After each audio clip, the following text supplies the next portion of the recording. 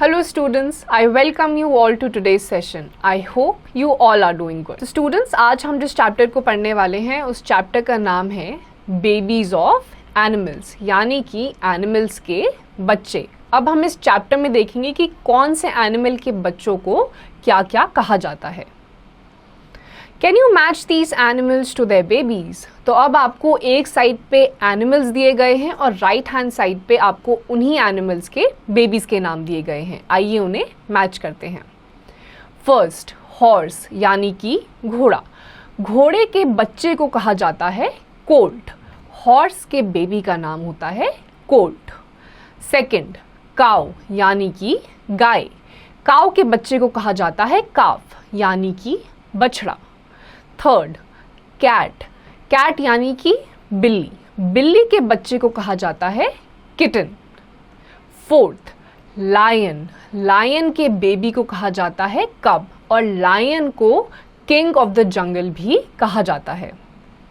Fifth, हेन। हेन यानी कि मुर्गी। इसके बच्चे को कहा जाता है चिक। Sixth, dog. डॉग के बेबी को कहा जाता है puppy.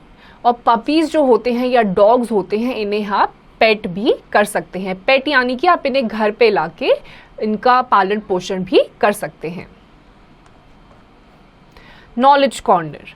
Here are some babies who look unlike their parents at the time of birth. However, once they grow up, they look much as their parents do. तो आपकी right hand side पे यहीं पे कुछ 2-3 ऐसे एनिमल्स बने हुए हैं जिनके babies at the time of birth, यानी कि जब वो पैदा होते हैं तो वो अपने पेरेंट्स से रिजेंबल नहीं करते हैं, अपने पेरेंट्स की तरह नहीं दिखाई देते हैं। लेकिन जैसे जैसे उनकी उम्र बढ़ती रहती है वैसे वैसे वो अपने पेरेंट्स की तरह दिखना शुरू कर देते हैं।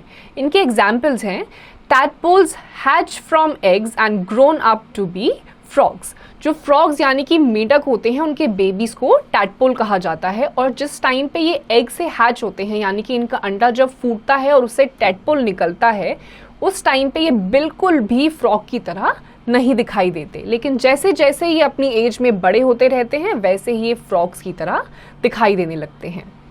Joeys live in their mother's pouch and drink their mother's milk.